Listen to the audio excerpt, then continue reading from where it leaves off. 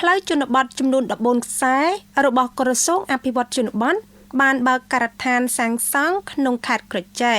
ថ្លែងក្នុងពិធីបើកការដ្ឋានសាងសង់ផ្លូវជនបទចំនួន14ខ្សែដែលស្ថិតនៅក្នុងខេត្តក្រចេះ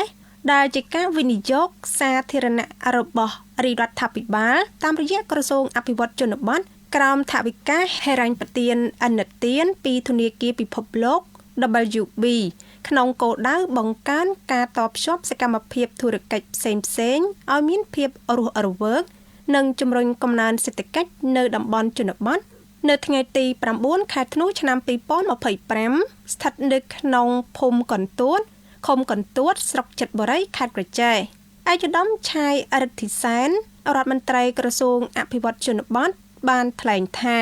ក្នុងយុទ្ធសាស្ត្របញ្ចកោណនិងចក្ខុវិស័យរបស់រាជរដ្ឋាភិបាលស្តីពីការអភិវឌ្ឍជនបទឆ្នាំ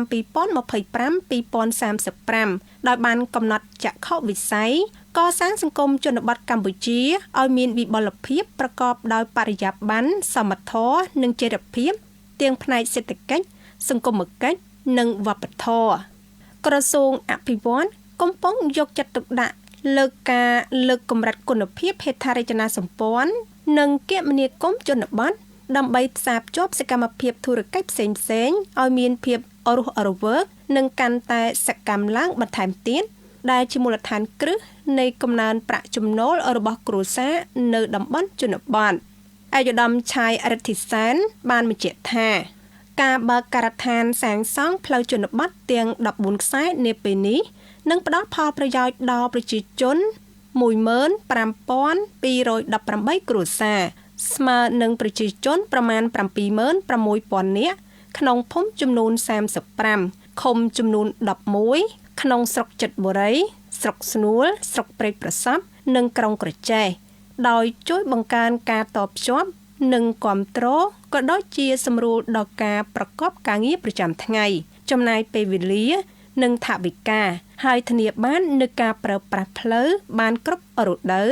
ជាពិសេសសម្រួលដល់ការធ្វើដំណើររបស់ភ្ញៀវទេសចរចូលទៅកាន់តំបន់រមណីយដ្ឋានធម្មជាតិកាំពីនិងអន្លង់ផ្សោតផងដែរឯកឧត្តមរដ្ឋមន្ត្រីបានបន្ថែមទៀតថាសមិទ្ធផលដែលសម្រេចបាននាពេលនេះគឺដោយសារគុណបំណាច់នៃសុខសន្តិភាពដែលកើតចេញពីការលះបង់ដ៏ធំធេងនិងការខិតខំប្រឹងប្រែងឥតឈប់ឈរដើម្បីជាតិនិងប្រជាជនដោយយកជីវិតធ្វើជាដើមទុនរបស់សម្ដេចតេជោហ៊ុនសែនជាបិតាសន្តិភាពនៃកម្ពុជាស្ថាបនិកមគ្គុទ្ទេសក៍ឯកនិងប្រតិបត្តិការនយោបាយឈ្នះឈ្នះក្នុងនាមជាអ្នកបន្តវេនក្រោមការដឹកនាំដ៏ឈ្លាសវៃប្រកបដោយគតិបណ្ឌិតរបស់សម្ដេចបវរធិបតីឯកឧត្តមរដ្ឋមន្ត្រីបានបដិញ្ញាចូលរួមអនុវត្តនៅយុទ្ធសាស្ត្ររបស់រាជរដ្ឋាភិបាលដើម្បីសម្រេចឲ្យបានជោគជ័យនៅចក្ខុវិស័យកម្ពុជាជាប្រទេសមានប្រាក់ចំណូលខ្ពស់ឆ្នាំ2050